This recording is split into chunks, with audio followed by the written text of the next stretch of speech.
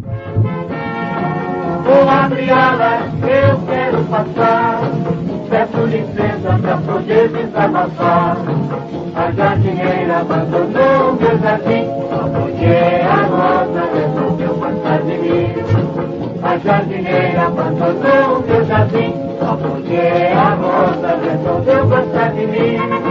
Vou abrir alas, eu quero passar. Peço licença pra poder desabafar. A jardineira... Olá, sejam todos e todas muito bem-vindos.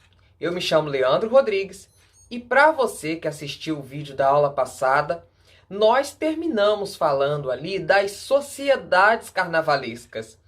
As sociedades carnavalescas eram aqueles grupos que, num primeiro momento, ficaram conhecidos como os blocos de carnaval organizado. Depois, os grupos ou as sociedades carnavalescas que eram ligadas à elite foram concebidas como clubes carnavalescos. Esses grandes clubes carnavalescos mais tarde seriam conhecidos como as escolas de samba. Mas isso é um processo posterior que nós veremos no vídeo da outra aula. Hoje, nós nos ateremos ao fato do surgimento dessas sociedades que, de certa forma, colocou ordem ou balizou a folia provocada pelo intrudo. Mas para nós entendermos o papel proeminente dessas sociedades no carnaval e para entendermos também por que nós temos 4 dias de folia atualmente, primeiro é necessário a gente recalcar os pés no meandro da história, né? Como nós havíamos feito no outro vídeo, e voltarmos um pouco lá atrás para entendermos como funcionava o desfile. No primeiro momento, as sociedades carnavalescas, elas estabeleceram uma forma de desfilar, né? E elas desfilavam, o costume era desfilar no domingo e na terça-feira de carnaval.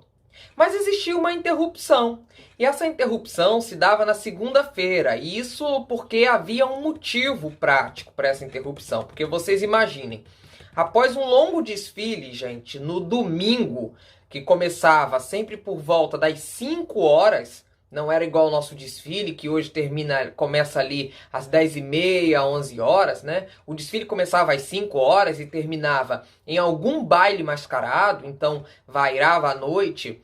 E isso no amanhecer do dia, o que acontecia? Os foliões que desfilaram nessas sociedades ou que desfilavam precisavam de um dia inteiro para descansar. A ressaca batia e o cansaço batia. Então, antes de mergulharem numa nova empreitada carnavalesca, que aconteceria na terça-feira, eles descansavam. Então, desfilava-se domingo, segunda parava, mas era dia de carnaval. Na terça-feira também desfilava e na quarta-feira ainda tinha festa, constituindo, portanto, os 4 dias de carnaval. Por essa razão, a segunda-feira de carnaval passou a ser considerada como um dia menos importante. E por causa disso, ocupado quase exclusivamente pelas brincadeiras populares. Então, segunda-feira era sinônimo de brincadeira de rua. E falar dos elementos importantes da folia de carnaval é falar das sociedades, essas sociedades carnavalescas, os primeiros grupos de carnaval organizado, né, que também tiveram, eu acredito, um papel de destaque na cultura nacional de finais do século XIX, se a gente quer aí trazer o contributo do carnaval para o endossamento da cultura brasileira. Principalmente no Rio de Janeiro, alguns desses grupos, a gente pode salientar, reuniam a nata intelectual da época, influenciavam também a política e os costumes através dos chamados carros de crítica. Isso é que é importante a gente pensar do carnaval, que eram o que? As alegorias, né? Que apresentavam uma verdadeira resenha dos principais acontecimentos do ano. Essas alegorias eram o grande suprassumo da elegância do carnaval. Porque o que acontecia? Muitas dessas sociedades carnavalescas se enganjavam em causas nacionais, em causas políticas, como, por exemplo, a luta pela abolição da escravatura, ou pela própria proclamação da República. Algumas ostentavam, inclusive, nos seus próprios nomes, o viés político do qual eu estou aqui falando para vocês. Então, o desfile carnavalesco, ele surge com algo que eu considero primordial no carnaval, que é a essência do carnaval, que é a boa crítica, que é a boa sátira, que é o bom letramento, eu diria, político, através de uma boa alegoria, através de, como eu falei, né, de uma boa crítica, por meio de escultura, por meio de elementos de cores, por meio de elementos teatrais, como é o caso das comissões de frente, né? Então essas sociedades, esses primeiros grupos carnavalescos, eles surgem com viés muito forte político e traziam esses vieses no nome. Por exemplo, como é o caso dos zuavos carnavalescos, né? Que lembravam quem? Quando a gente estuda lá história no ensino médio. Esse grupo, os suavos, na verdade, né? Eram os soldados franceses que atuaram aonde, gente? Na guerra da Crimeia contra a Rússia. E tinha também outro grupo que é interessante a gente salientar aqui e trazer como exemplo, que era os fenianos. Os fenianos homenageavam o grupo nacionalista irlandês, que se opunha à dominação britânica. Então você veja que esses grupos surgem com forte viés político e isso vai se refletir no carnaval cotidiano. Por exemplo, o carnavalesco Leandro Vieira, que é lá da Mangueira, né? Fez um carnaval belíssimo este ano, que ele trazia o Jesus da gente, que era um Jesus morador da periferia. Eu acho que vocês devem, aconselho, né, ir ao YouTube e assistir esse desfile. Então, o Jesus criado pelo Leandro Vieira era um Jesus da periferia, um Jesus que andava com a população negra do morro, né? Um Jesus que andava com a população jovem, majoritariamente jovens negros e marginalizados, enquadrados pela polícia. Então o Jesus do Leandro Vieira, ele é um Jesus completamente político, não aquele Jesus fantasmagórico, pintado ou emoldurado pela religião católica ou qualquer que seja, mas é um Jesus bastante político. E aí eu acho interessante porque o carnaval ele faz a boa crítica independentemente do objeto, né? Pode ser um objeto religioso, pode ser um objeto teatral, pode ser um objeto que para as belas artes, né, as artes medievais, talvez não tivesse valor, mas que para a contemporânea tem, como é o caso da União da Ilha, que em 2018, se não me engano, fez um carro belíssimo com tampinhas de garrafa, então pega aquele objeto, tudo para promover a crítica, né? O lixo que se torna luxo. Então, apesar do número, aí a gente voltando para as sociedades, né? De importância dessas sociedades que promoviam aí essa boa crítica, a gente pode falar de três sociedades, três grupos primeiros, né? Que se destacariam a partir dos anos de 1880, que eram os Tenentes do Diabo. Olha o nome é interessante, né? Tenentes do Diabo, os Democráticos, de novo remetendo a um viés político, e os Fenianos, aqueles que eu já falei para vocês. E aí, no ano de 1855, surge também como um grupo potente o Euterpe Comercial, né, que era uma denominação logo mudada para suavos carnavalescos, daquele grupo que eu falei para vocês antes, alguns minutos atrás, né? E em razão da fantasia de soldado francês que eles utilizavam, é interessante também a gente pensar essa inserção do povo mascarado, do povo fantasiado no carnaval de rua, porque a máscara ela já ocorria no salão. Vocês lembram que eu falei para vocês na aula passada que os grandes salões que vieram para porfir a bagunça promovida pelo entrudo, né, para a pessoa participar, ela tinha que participar dessa brincadeira mascarada. E ela era o tempo inteiro vigiada pelo mestre-sala. Nós falamos isso no outro curso também. Então esses grupos, os suavos, eles se vestiam de soldado francês, né? Que era uma fantasia usada por todos os membros do grupo. Já os Tenentes do Diabo adquiriram seu nome definitivo em razão de uma história muito curiosa, que eu acho engraçado, né? Que no ano de 1861, pelo que diz a história, uma grande discussão ocorreu durante o encontro desse grupo para decidir qual era o nome deles, né? Quem deveria ser alçado ao título de tenente, o que seria o título ali o mais alto da sociedade, né? Quem era tenente nessas sociedades ganhava o título, vamos dizer, de patrono do grupo, que era o grau mais alto dentro das sociedades carnavalescas. Então, numa discussão entre eles ali, né, para acabar com a disputa que figurava renhida, o presidente da reunião, ele suspendeu a sessão, e quando ele suspende a sessão, ele grita. E qual é o grito que ele diz, né? Ele diz assim: vão todos ser tenente do diabo. Porque ele já estava de saco cheio daquela situação.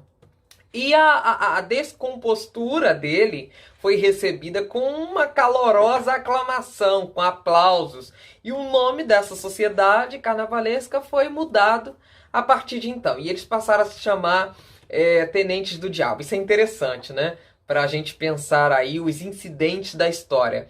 Já o Clube dos Democráticos, que foi fundado lá em 1867, quando um grupo de amigos pertencentes à sociedade carnavalesca dos 20 Amantes, que era outro grupo, resolveu comprar um conjunto, um bilhete de loteria, né? Olha aí mais uma história que é muito engraçado. Eles decidiram comprar um bilhete de loteria com a condição muito peculiar, que era de utilizar o possível prêmio na criação de um clube carnavalesco. Então você veja aí também que existe uma vontade das sociedades carnavalescas, que são pequenos grupos organizados, de tornarem-se grupos carnavalescos, que eram os grandes, aliás, clubes carnavalescos, que eram os grandes clubes que desfilavam nas grandes avenidas, na central do Brasil, como a gente vai ver mais adiante, né? Então eles se uniram e disseram: olha, vamos comprar um bilhete, e se esse bilhete vier premiado,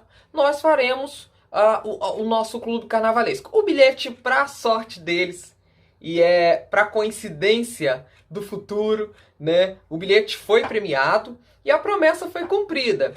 Então depois, um grupo dissidente dos Tenentes do Diabo acabaria por fundar o Clube dos Fenianos. Então isso já vai dar uma rincha política, né? E em 1869, que tinha como um de seus principais objetivos, eu acho assim, que configurava o grupo dos fenianos, era lutar contra o governo imperial, porque a gente ainda não tinha tido a proclamação da República, né, que vai acontecer em 1889. Então, um dos objetivos do grupo de carnaval fenianos era lutar contra o governo imperial, que era associado à política do atraso, né? Que era algo típico do intrudo. Por que era típico do intrudo? O grupo era muito associado também com práticas do atraso, porque eles saíam quebrando, fazendo a baderna total, tal qual era no intrudo, né? Era uma forma política também de se manifestar. Essas três sociedades que eu falei aqui para vocês, elas disputariam entre si, durante décadas, a preferência dos foliões brasileiros, através não só de apresentações grandiosas nos dias de carnavais, porque como nós vimos, você tem uma linha histórica aí. Então os dias de intrudo, eu falei para vocês lá naquela primeira aula, não era só dia de sambar, não era só dia de festejar, era dia de fazer diversos jogos, desde cartas aos jogos mais perigosos, que era jogar esgoto, limões de cheiro, etc. e tal. Então, esses três grupos se apresentavam grandiosamente nos dias de carnaval, né? Por exemplo, os Tenentes do Diabo anunciavam no ano de 1875 a presença de 253 carros em seus desfiles, né? Os carros que depois se tornariam os carros alegóricos. Então, entre carruagens decoradas e grandes alegorias, eles não contabilizavam 253. É um número grande para a época, né? Mas também eles organizavam verdadeiras batalhas travadas nos jornais, né? E aí a gente tem o papel da mídia entrando aí, que esses jornais publicavam toda a programação de cada um dos desfiles, juntamente com seus famosos puffs, que seriam os versos satíricos que provocavam as outras sociedades e criticavam temas da vida pública brasileira também. Então é uma espécie de poema enredo, né?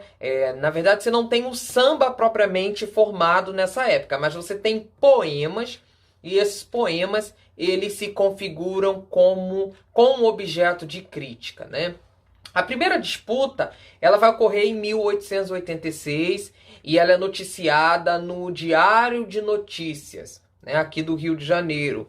E essa primeira disputa decidiu promover aquele grupo que pode ser considerado como o primeiro grupo, né, a promover essas disputas, ou a começar com essas verdadeiras batalhas de carruagens, que foi o grupo dos fenianos, do qual falei para vocês, né? O concurso oficial entre os grupos carnavalescos do país teve uma grande aderência, um grande sucesso, né? E aí qual era a ideia central? A ideia era de incentivar os leitores a votarem. Então o carnaval, antes de tudo, constituía-se também enquanto um processo democrático. Isso acontece até os dias atuais, né? Você vê que as escolas de samba, diferentemente dos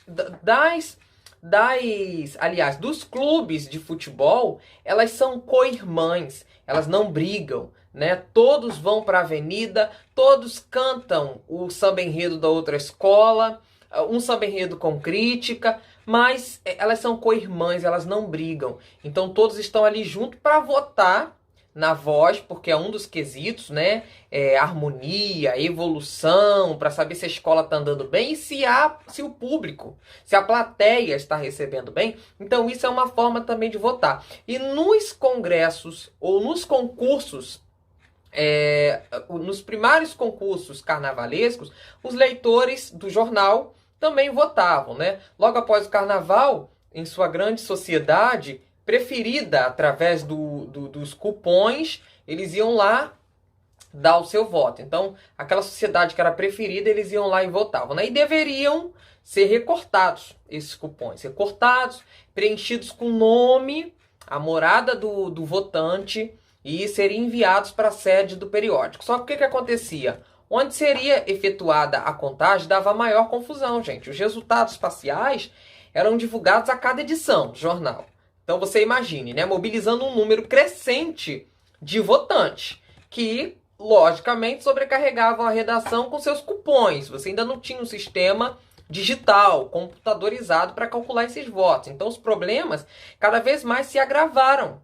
Então, após alguns dias, né, quando pessoas cujos nomes apareciam nas listagens e declaravam, e depois as pessoas ligavam para o jornal, porque não existia telefone, mas ia até o jornal e dizia que nunca participou daquela votação, isso obrigava o jornal a reiniciar várias vezes a contagem dos votos. Então isso continuava a chegar, os votos continuavam a chegar, continuavam a se acumular, óbvio, assustadoramente, encostando na casa dos 16 mil votos, para vocês terem ideia. Muita coisa mesmo para se avaliar. E aí esse caso foi divulgado na imprensa geral, né? Aumentando cada vez mais o interesse em torno do assunto, fazendo com que, após 3 semanas apenas, o Diário de Notícias desse por encerrada a disputa sem declarar vencedores. A culpa acabou caindo, ou acabou ficando, com o servente do jornal. Tem que ter alguém para botar a culpa, né? Acusado de jogar fora os 2 últimos pacotes a serem apurados, inviabilizando assim a divulgação do resultado e livrando o periódico de um grande problema. Então, no primeiro concurso de carnaval que nós tivemos, lá ainda no final do século XIX, não terminou muito bem, né? Na casa dos 16 mil votos, a confusão foi tanta que não teve um vencedor, porque ninguém conseguia contar, né? Apesar de toda a sua importância, eu acredito que a maior contribuição, e aí é uma visão própria, das sociedades carnavalescas ao carnaval brasileiro foi apresentar ao folião popular das ruas outro tipo também de divertimento, né?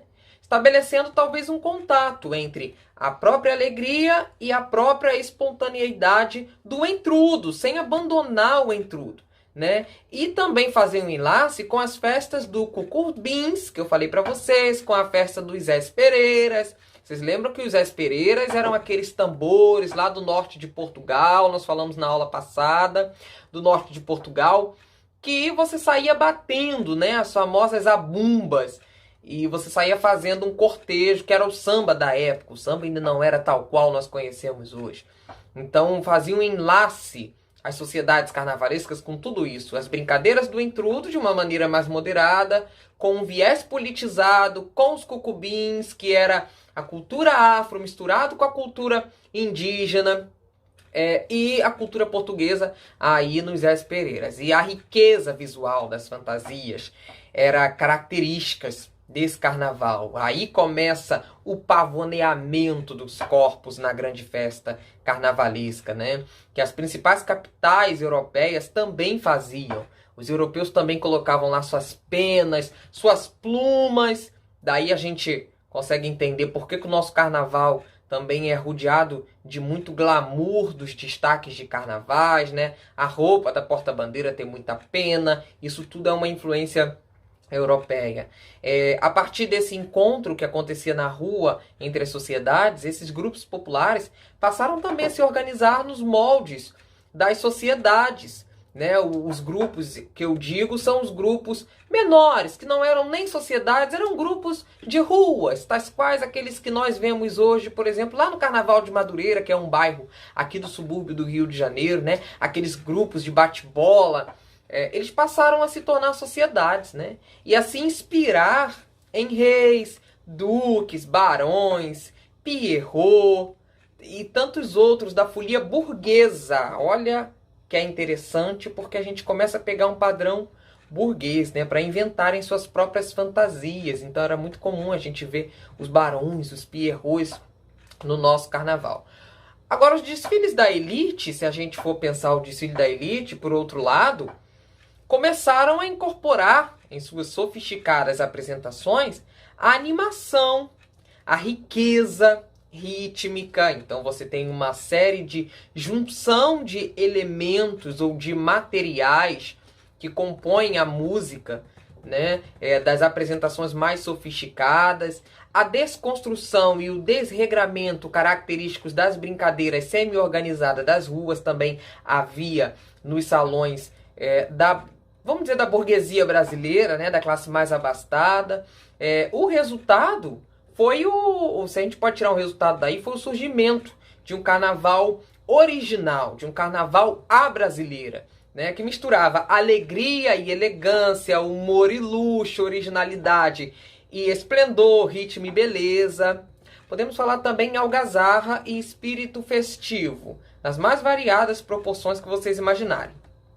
A partir de então, dessas colocações ou desses pontos que eu estou aqui trazendo para vocês, novas formas de diversão surgiram. Por exemplo, ainda no século XIX, em 1881, a imprensa já destacava que, além das sociedades, outros grupos menos vistos, lembra que eu falei para vocês dos bate-bolas e tal, que eram certos, que iriam para a folia, né? Eram menos vistos, mas não menos alegres. Esses grupos percorriam também as ruas do Rio de Janeiro, contribuindo para tornar mais ainda festivo o dia de carnaval. Um desses grupos, se a gente quer aqui salientar, e vocês podem depois procurar no Google mais informações, era o clube das Niniches, que desfilava trajando roupas de banho.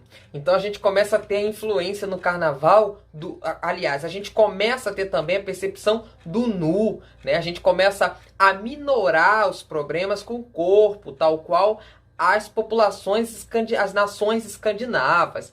O brasileiro ainda tem muito problema com o corpo nu. E o carnaval dá esse contributo pra gente, né? Que é nos liberar desse medo ou dessa falta de hábito com o próprio corpo, né? Então eles começam a desfilar com roupa de banho, né? E o jornal Comércio, no dia 2 de março de 1881, ele diz que na frente, ele descrevendo, né, uma dessas notícias, ele diz que na frente do grupo vestido de banhista, ou com roupas de banho, ia o presidente com um grande estandarte ali passeando, né? E em seguida os sócios, cada qual zabumbando com mais força, a zabumba que eu falei para vocês dos Zé Pereiras, né? Então eles iam tocando ali e tudo mais. Isso já era visto nos jornais lá do século XIX.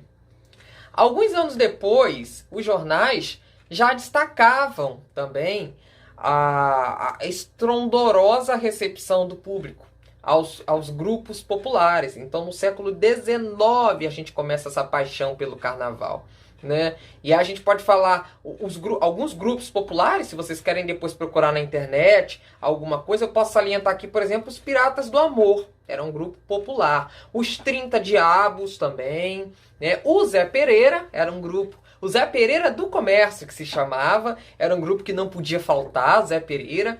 E a própria iniciadora Cocumbinheira. Tem uma música da Elis Regina que ela vai falar da Cocumbinheira. Eu adoro Elis, toda hora cito, né? E em sua passagem triunfal pela Rua do Ouvidor, eles arrastavam, assim, verdadeiras multidões. Porque a Rua do Ouvidor foi a nossa grande Marquês de Sapucaí, por muito tempo. E até hoje, se você for na Rua do Ouvidor, você vê que é a boemia, né? Quase tal qual a Lapa. Obviamente, a Lapa é um bairro aqui do Rio de Janeiro.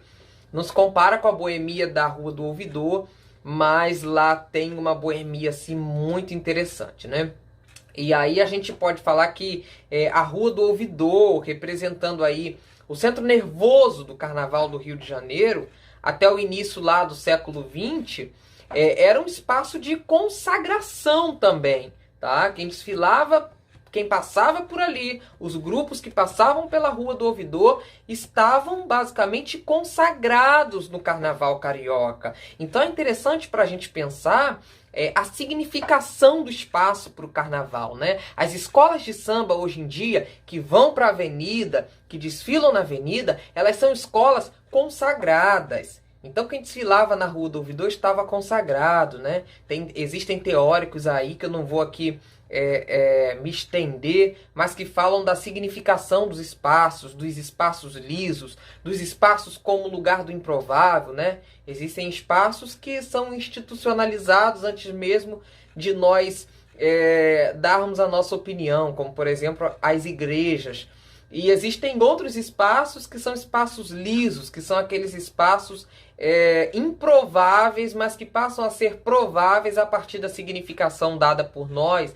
Então, como é o caso, por exemplo, de uma escada, às vezes embaixo de uma escada, seria um lugar liso, um lugar monótono, um lugar que basicamente não teria nada que chamasse atenção. E o que é que a criança faz, né? No seu grande festejo, na sua grande alegria, quase que entrudística, se nós estamos falando de carnaval. A criança vai embaixo da escada e ela inventa uma casa, ela inventa um apartamento, ela inventa uma brincadeira. Então ela pega um lugar que é liso e ela significa esse lugar. E o carnaval ele faz isso, né? Ele pega pessoas, ele pega regiões, ele pega ruas e passa a significar. Então a Rua do Ouvidor ela ganha uma significância muito grande. Então para desfilar ali tinha que ser um grupo consagrado. No caso do Carnaval Popular também, a citação num texto jornalístico servia como confirmação de seu valor para a elite cultural da época, para a elite cultural do país, reafirmando também a força, a importância que esses grupos adquiriram em finais do século XIX. Então você desfilar na Rua do Ouvidor e ir para a mídia era tudo que todo grupo de carnaval queria. Se você ainda não conhece a Rua do Ouvidor, eu convido-lhe para conhecer, né? Vá lá um dia, sinta a energia daquele lugar. O carnaval da capital do Império, e aí já que a gente está falando do século XIX, vamos falar também um pouquinho do Império. O carnaval da capital do Império Entretanto, não se resumia somente aos diferentes grupos que desfilavam pela cidade. Tinha outras coisas, né? O próprio engajamento da população nas brincadeiras carnavalescas contribuiu para o fortalecimento da nova festa, né? Uma nova festa que estava aí surgindo, e da sua incorporação à alma nacional.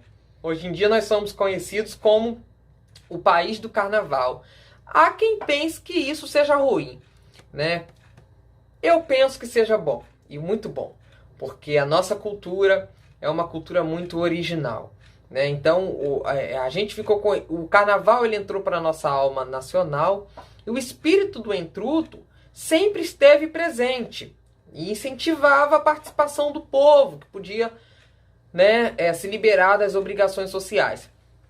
Porque esse povo não se contentava em ser apenas um espectador passivo. A gente não se contenta em olhar um desfile de escola de samba e não participar. Até aquelas pessoas que dizem que não curtem carnaval, que não gostam de carnaval, elas participam do carnaval, porque no carnaval elas geralmente viajam. Elas aproveitam o feriado para viajar, para se deliciar, né? Nos 4 dias ou numa semana, nos feriados, que o feriado de carnaval ele promove. Então, a gente não consegue passar pelo carnaval passivo. Nós temos que interagir, nós temos que brincar de alguma forma, nós temos que degustar, ou temos que comer uma fatia do bolo, claro, cada um à sua maneira. Então, assistir, a gente pode falar isso, que assistir a passagem de uma sociedade que, como eu estou falando, parece os nossos trios elétricos hoje em dia, né? Trio elétrico lá em Salvador, a Veveta, a Daniela Mercury, todo mundo cantando, todo mundo querendo assistir, ou de qualquer outro grupo na época, equivalia a participar de uma celebração coletiva que unia as diversas camadas sociais da cidade, que tinha um peso também, se a gente pensar que no carnaval pobres e ricos se juntam, né? Os blocos lá de Copacabana congrega pessoas, por exemplo, da Baixada Fluminense, que é uma região mais humilde do estado do Rio de Janeiro, e congrega ali o pessoal de Copacabana ou da burguesia de Ipanema, que é uma classe mais abastada do estado do Rio de Janeiro, né? Então ricos e pobres estão ali no mesmo chão, desfrutando da mesma folia. E não era diferente. Não era diferente no século passado, no início do século passado, né? A galera ocupava cada centímetro, gente. Cada centímetro era ocupado. Centímetro das estreitas calçadinhas do Rio, né? E dos balcões dos sobrados, que eram como se fossem os bares. A galera ocupava mesmo. Quem anda ali pelo centro do Rio de Janeiro, quem teve oportunidade de conhecer, sabe que as ruas são estreitas, mas o povo tomava conta como toma até hoje nos grandes blocos, né? Anitta, Ludmilla, etc e tal. O interesse dos moradores também de cada rua em receber os grupos de carnavalescos, né, incentivava o surgimento de comissões de festejos para criar decorações e eventos com a intenção de atrair os desfiles. Então, a rua que fosse mais bem decorada, ela seria uma rua que atrairia mais desfiles. Daí você percebe também que na Copa do Mundo a gente costuma decorar a rua. Então o carnaval, isso vem do carnaval, tá, gente? É de um viés carnavalesco. Portanto, o contributo do carnaval para a nossa cultura não fica só restrito ao carnaval. Ele vaza, tá? Então a gente pode falar aí de coretos, arcos, palmeiras, bandeiras, dísticos, caricaturas, festões, grinaldas de flores, arcos triunfais, versos, painéis e bandeiras. Tudo era enfeitado e eram usados para transformar as estreitas ruas do Rio de Janeiro num ambiente mais aconchegante, mais digno da folia carnavalesca. A gente também pode falar das bandas, das bandas que passavam, né, as cantorias, os discursos que aconteciam e as premiações que ampliavam o clima da festa. E tudo isso congregava mais gente, né, criando aí um atrativo ainda maior para o povo e para os grupos carnavalescos.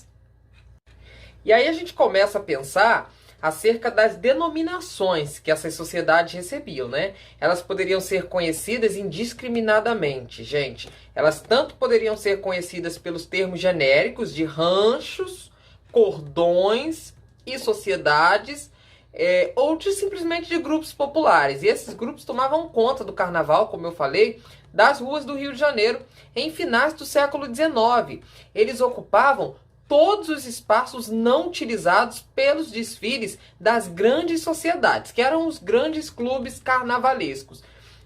Havia grupos também para todos os gostos,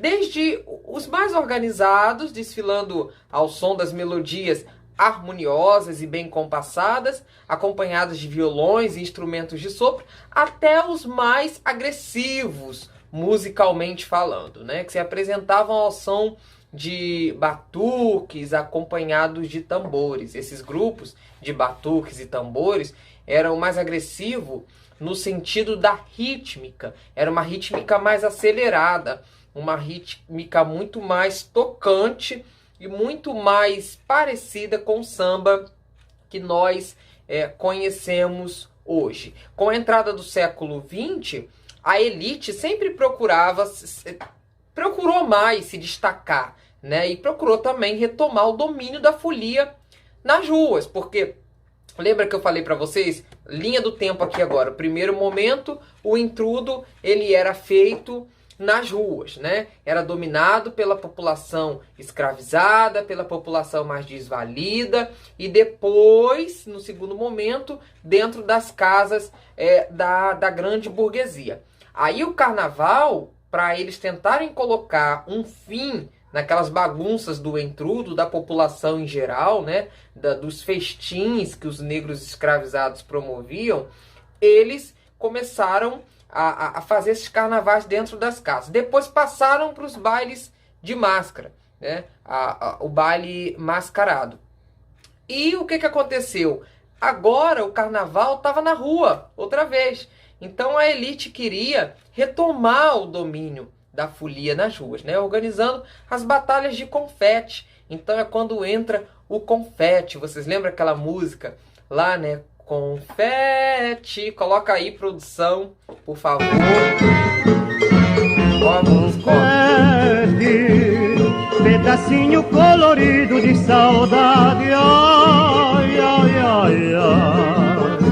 Ao te ver na fantasia que usei, confete, confesso que chorei. Confete. Viu só? Então, a música, linda música, né? Confete, pedacinho colorido de saudade. Ai, ai, ai, ai. Então, a elite começa a organizar essas batalhas de jogar confete, ou o que nós chamamos e conhecemos hoje em dia como Batalha de Flores. Até hoje também o carnaval, vocês já devem ter ouvido essa expressão, né? A Batalha das Flores, logo no início do ano. Que também pode ser as flores dedicadas a Iemanjá, né? Também tem essa questão aí para quem é de matriz africana, muito bonita. Então essas batalhas de flores, essas guerras de confete promovida, patrocinada pela elite, elas aconteciam na recém-inaugurada Avenida Beira-Mar. E as pessoas desfilavam com fantasias, né, fantasiadas em suas carruagens pela igualmente nova Avenida Central do Brasil. Então as pessoas ainda não chamava do Brasil, né? Chamava só Avenida Central.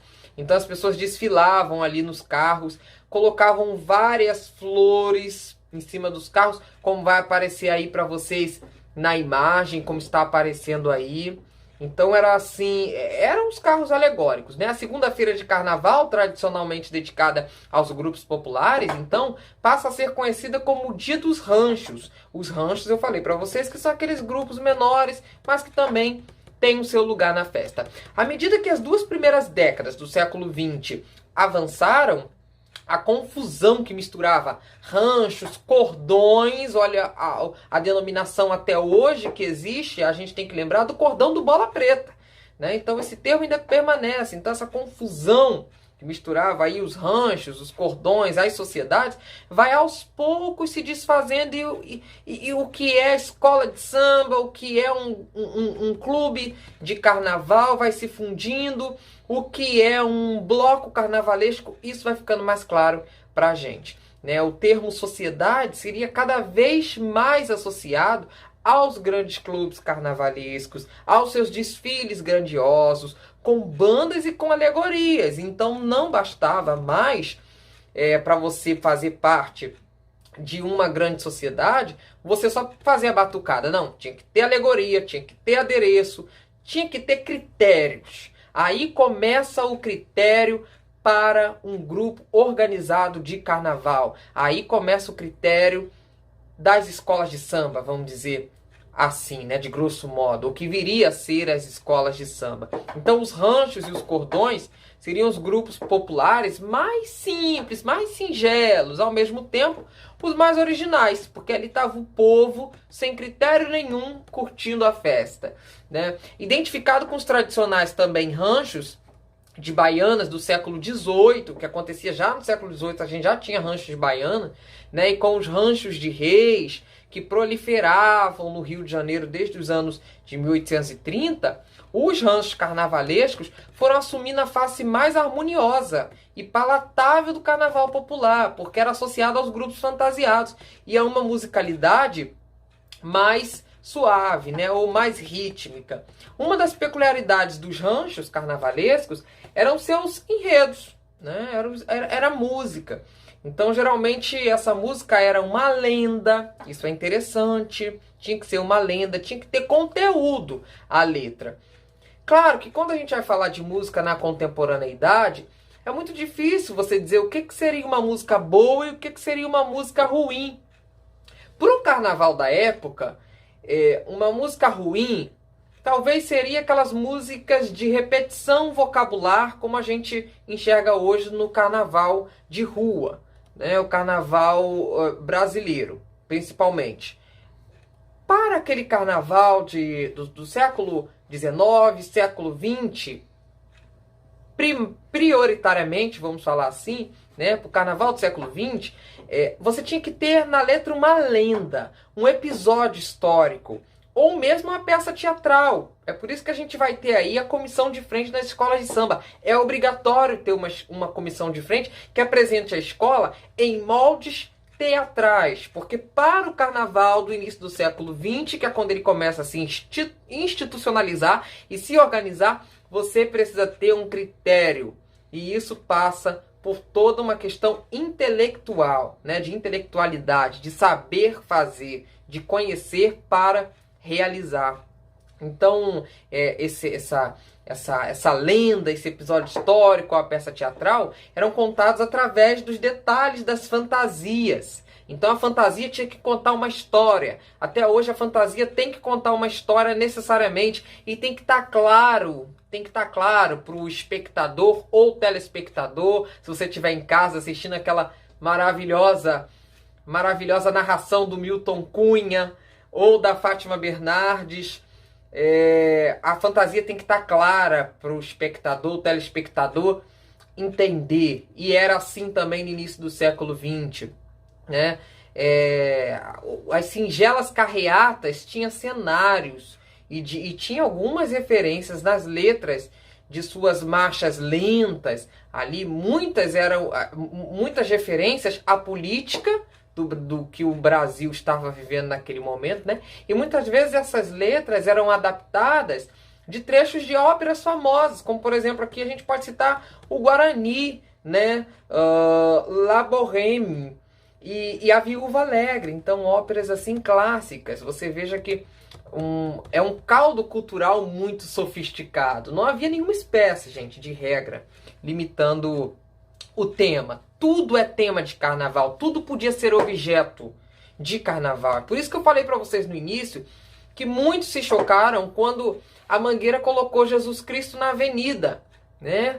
Com Leandro Vieira, muitos se chocaram e muitos se chocam quando veem uma porta-bandeira, às vezes, vestida de Nossa Senhora, como eu já vi, Nossa Senhora Aparecida, belíssima, uma fantasia riquíssima, né? Porque pro carnaval tudo pode ser falado, é a festa do povo, né? A festa da humanidade.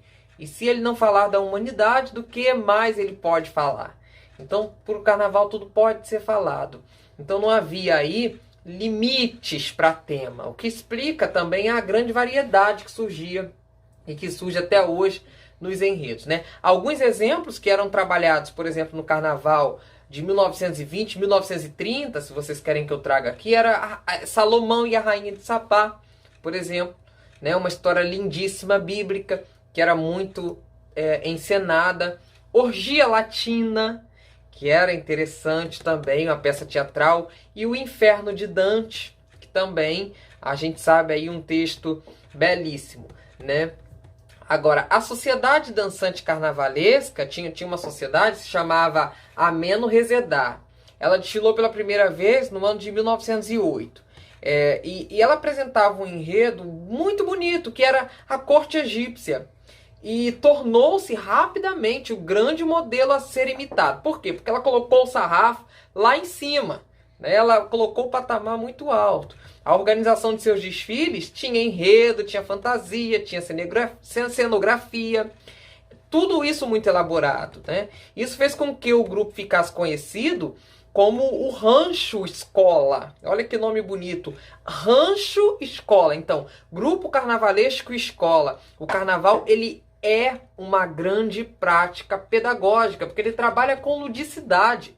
É a pedagogia da imagem, é a pedagogia da arte, é a pedagogia do letramento por meio didático, né, de contar uma história através de uma alegoria, como eu estou falando para vocês. Então o carnaval, ele tem essa característica de ser uma escola. Você vai para a Marquês de Sapucaí assistir, ou você assiste o desfile das escolas de samba na televisão, sempre tem um tema político, sempre tem um tema, sempre tem uma história, né? Ou conta, eu vi também, eu cito muito a Mangueira porque eu sou muito fã do Leandro Vieira, e o Leandro Vieira, não lembro agora se foi 2018 ou 2017, vocês me perdoem, mas ele contou a história de Marielle Franco, a nossa vereadora que foi assassinada aqui no Rio de Janeiro.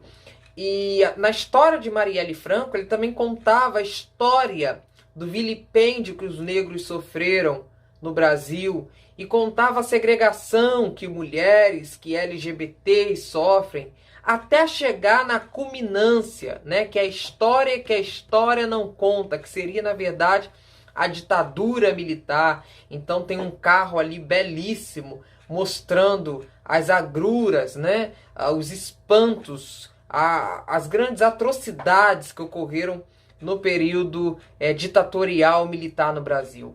Por um outro lado, você tem a Portela, se não me engano, no ano de 2017, com o carnavalesco Paulo Barros, trazendo a história do povo hebreu cruzando o Mar Vermelho, contando as grandes histórias, as grandes epopeias da humanidade, né, os caminhos que a história passou. Então você tem ali o povo hebreu cortando o caminho. Enfim, ir assistir um desfile de escola de samba, quer seja presencialmente, quer seja em casa, pela televisão, é estar diante de uma aula.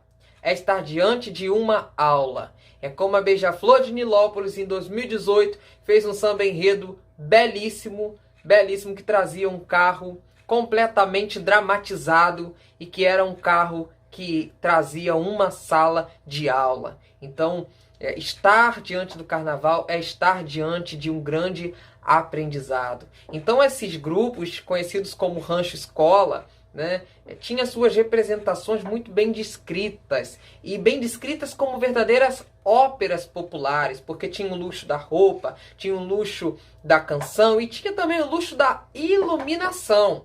Isso é que é importante a gente falar. Claro que a seu modo, de forma mais precária do que nós conhecemos hoje, mas havia, né? E esse grupo Ameno Rosedar, ele adquiriu fama nacional, gente. Adquiriu uma fama nacional e chegou a se apresentar no Palácio Guanabara para o então presidente Hermes da Fonseca, porque o Rio de Janeiro era a capital do Brasil, ainda não existia Brasília, né? A gente está falando aí de 1911. E eles apresentaram-se para o presidente Hermes da Fonseca com o enredo barra pesada, o enredo chamado Corte de Belzebu. Era o enredo que eles se apresentaram, né? E foi um sucesso, foi um escândalo total, como diz o queridíssimo Milton Cunha. Enquanto os ranchos assumiam o lado mais delicado e civilizado do carnaval popular, já os cordões incorporavam um caráter mais descontrolado da folia no imaginário da população brasileira. Porque esses grupos eram ligados aos distintos cordões de velhos que pontuavam as festas populares do Rio de Janeiro. Desde o início do século XIX, esses cordões carnavalescos representavam a expressão negra dos cucubins, né, com seus índios, reis, mametos, que eram as crianças, e os animais vivos, animais empalhados. Então tudo fazia parte da folia, tudo mesmo, todos os objetos. E eles desfilavam ao som de batucada e muitos tambores, né? Então você vai ter aí a sofisticação que a elite vai trazer, com fantasias, etc. e tal, e com os batuques que vai vir da rua para a gente formar o nosso samba, para a gente formar o nosso carnaval, né? Carnavais, que a gente não pode falar só de um carnaval, são vários carnavais. E esses grupos acabaram, os cordões ficaram famosos aí por suas brigas no século XX, como a Batalha Sangrenta, que opôs o grupo Castelo de Ouro, que eram dois grupos, né? O Castelo de Ouro ao Estrela da Liberdade, no Carnaval de 1909. Episódios tristes da festa, né? Trágicos. Ou mesmo a gente pode lembrar também a disputa entre o Carestia de Vida e os Filhos do Deus do Paraíso, que em 1915 saiu quebrando tudo no meio do Rio, né? Esses cordões eram frequentemente citados nas crônicas policiais dos jornais.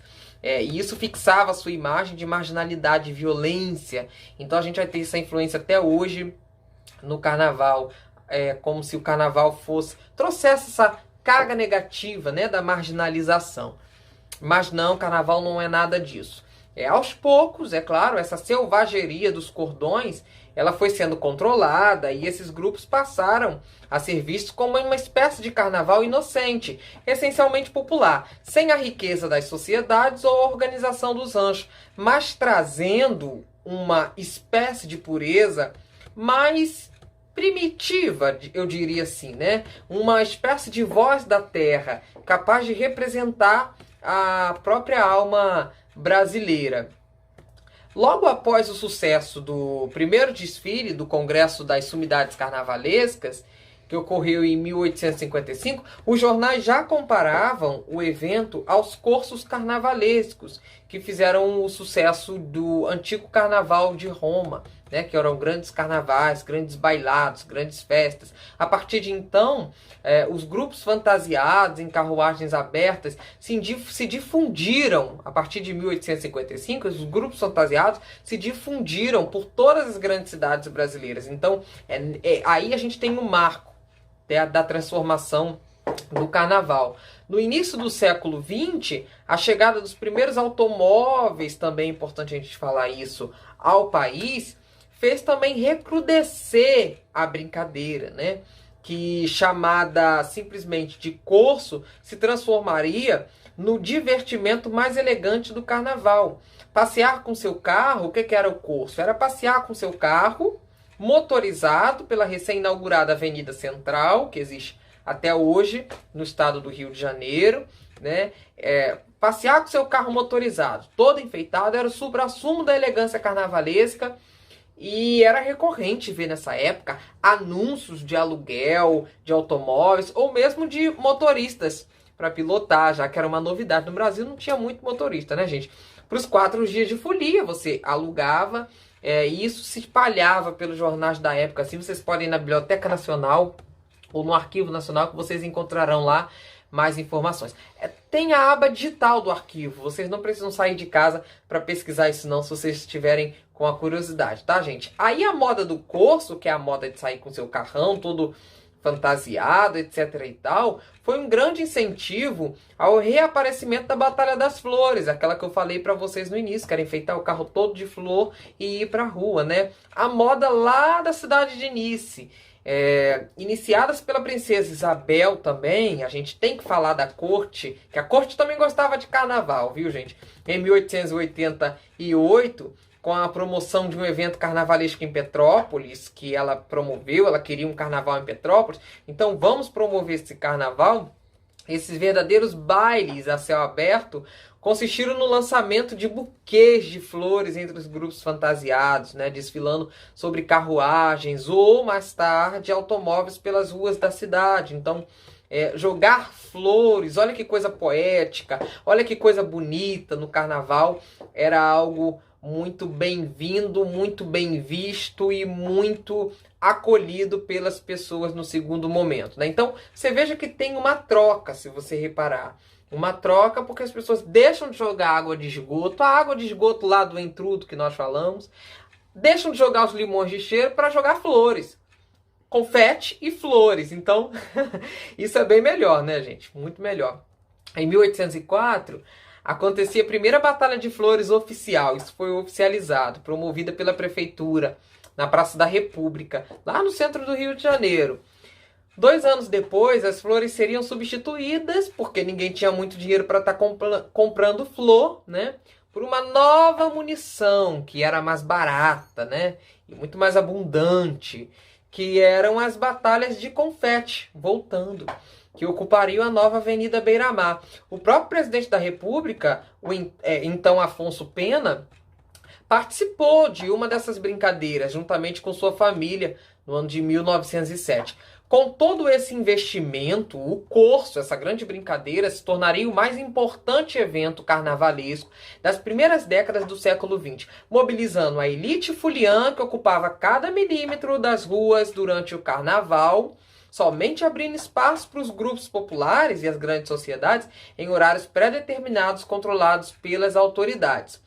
Agora, a gente pode falar que esses desfiles também, né, a partir dos anos 1930, o carnaval oficial das ruas começava a mudar, né? Estava passando por modificação, perdendo o papel de diversão da elite e se transformando cada vez mais na festa cultural da brasilidade. O próprio automóvel, por sua vez, deixava de ser uma novidade, se popularizava, afastando-se de sua aura de elegância e exclusividade. Então era preciso mais, era preciso aumentar esse carro, era preciso potencializar essa fantasia, né, esse corso, essa grande brincadeira que era o corso, para que você fosse mais visto. Com isso, o corso ia lentamente desaparecendo, deixando as ruas definitivamente nas mãos e nos pés do carnaval popular. Os foliões mais sofisticados deixariam o espaço das ruas, mas continuariam a realizar suas batalhas de confete em recintos fechados, nos grandes bailes dos clubes e teatros. E a gente tem o ir e vir do carnaval, né? O costume de jogar líquidos e outras coisas, como eu falei para vocês, uns nos outros durante o dia de carnaval, é tão antigo quanto o Brasil. A gente tem que pensar isso também. No tempo do velho entrudo, eles serviam de munição, né, os limões de cheiro, as águas de esgoto, a bacia cheia de xixi, ou outras coisas mais. Ou até mesmo fezes. Sim, fezes mesmo. Né? Mas mesmo depois da chegada dos passeios, a fantasia e bailes carnavalescos ao país, no século XIX, a lambança continuava. Tudo isso que eu estou falando para você não se ausentou, gente. A gente tem um recrudescimento, a gente tem uma diminuição. Mas, na verdade, nós não temos a eliminação desses costumes do entrudo. Isso ainda é trazido, né? As tentativas de substituir as grandes seringas cheias de líquidos ou imundícies por estalinhos de papel picado, que eram os confetes, não deu muito resultado, o resultado esperado, porque o povo ainda estava com muitos costumes. Em 1892, com a importação dos moderníssimos confetes recém-lançados em Paris, a coisa começou a mudar de figura, né? Os pequenos círculos de papel dourado, que aí já era um confete mais sofisticado, já era uma coisa mais elaborada, né? Os pequenos círculos de papel dourado, esses papéis ou prateados, encheram as ruas das grandes cidades brasileiras, ganharam cores variadas e passaram a ser elementos quase obrigatórios de qualquer folião. Você tinha que ter na sua bolsa para você sair, para você curtir o carnaval. Então, vários artefatos foram então inventados para auxiliar na tarefa de lançar os papeizinhos ou defender-se deles, como as máscaras. Então, uma coisa leva a outra. Você tem um confete, você vai lançar o confete, mas você tem que ter algo para se proteger do confete. Então aproveita, pega a máscara que era usada no salão e começa a usar na rua. Enfim, uma coisa levando a outra, né? Para proteger o rosto daquelas mocinhas muito delicadas, aquela coisa, né? Ou as garrafas de material frágil, que essas garrafas elas espalhavam confetes quando eram quebradas na cabeça de alguém. Então eles desenvolviam garrafas mais frágeis que eles quebravam na cabeça de alguém. Quase ao mesmo tempo surgia a serpentina. A gente tem que falar também da invenção desses artefatos que fazem o carnaval, né? Então surgia junto com o confete a serpentina, que era comercializada em Paris. Então veja que tudo nosso era exportado de Paris, né? Era comercializado em Paris no ano de 1893, quando conta-se um fabricante esperto, sempre tem um fabricante capitalista esperto, enfim, percebeu o potencial carnavalesco daquelas longas fitas de papel lançadas entre si pelas telegrafistas no final do expediente. Elas ficavam jogando e era uma solução simples, barata, alegre, divertida. Ele começou a fabricar o que hoje nós conhecemos como serpentina. A dupla confete-serpentina, então, reinaria absoluta nos carnavais mais sofisticados do Brasil, até o surgimento, em 1906, de uma novidade estonteante. Que era o quê? O lança-perfume. Coloca a música da Rita Lee aí pra gente.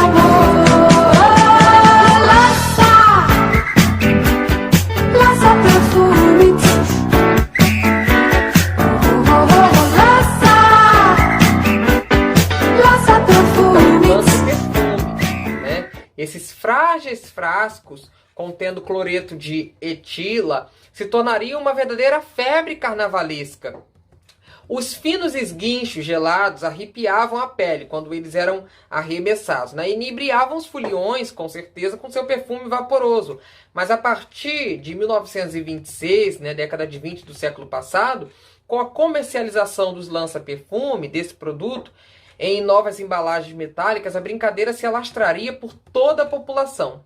Após décadas de sucesso, o lança-perfume acabaria proibido em 1961. Nós já estávamos aí à porta do regime ditatorial militar, por uma lei federal do então presidente Jânio Quadros, né, procurando evitar a inalação do líquido ou ser usado como uma possível droga, né? Costume também que havia se tornado moda entre os foliões mais afoitos. Então, o lança-perfume, ele também surge a princípio para ser jogado e para cheirar bem na folia. Mas as pessoas começam a cheirar bem, vocês me entendem, o lança-perfume. A variedade e a popularidade dos desfiles carnavalescos populares atraíam cada vez mais público para as ruas. Em pouco tempo, alguns empresários procuraram tirar partido da situação. Então, os empresários viram que o carnaval de rua, que aquele carnaval precisava de um boom para que eles pudessem lucrar mais, né? Aí a gente começa a falar da institucionalização do carnaval propriamente dito. Em pouco tempo, eles percebendo, né, que poderiam tirar partido daquela situação, eles começaram a promover arquibancadas. Por exemplo, em 1908, um industrial decidiu construir uma espécie de palanque na Avenida Central. Isso aconteceu. Ele construiu um palanque na Avenida Central, capitalizando o interesse da multidão, que assistia a passagem de diversos grupos de foliões pela principal artéria carioca, né? Vamos dizer assim. Agora, a presença da estrutura não foi muito bem recebida não, tá, gente? Descrita no Jornal do Comércio de 22 de fevereiro de 1908, como um tabuado de 2 andares, a coisa era grande, parece ter incomodado a população, que decidiu tocar fogo no palanque. O povo revoltado tocou fogo, achou que aquilo era uma politicagem, eles não queriam aquele palanque ali, né? E aquilo causou o primeiro incêndio da nova avenida, né? Da Avenida Central. O bafafá foi tão grande, né? E parece ter intimidado os empreendedores, porque dias depois ninguém colocou mais nada. Agora, uma arquibancada, depois de 2 semanas, vamos dizer aí, né, uma arquibancada de cerca de 40 metros foi construída, né, na mesma avenida, com o objetivo de, olha só, alugar cadeiras. Então, prestem bem atenção. O primeiro empreendimento não deu certo, mas um outro foi lá e viu que o povo ficava em pé e tinha gente que queria sentar no meio da folia. Eu, por exemplo, sou um. Se eu vou numa festa, às vezes tem um monte de gente em pé, eu sou o primeiro a querer sentar. E essas pessoas começaram, os grandes empresários, né, começaram a fazer arquibancadas, né, de 40 metros aí, construir na Avenida Central para o pessoal assistir o desfile. E o objetivo era cobrar, sim, o aluguel dessas cadeiras para os dias de carnaval, marcando o início da privatização do espaço carnavalesco, tá? Então o espaço carnavalesco começa a ser institucionalizado por aí. Bem, gente, essa foi a nossa aula de hoje. No próximo vídeo nós falaremos mais da institucionalização, falaremos do samba, falaremos dos sambódromos, etc. e tal. Agradeço muito a participação de todos vocês. Fiquem bem, se cuidem e lembrem-se, use máscara.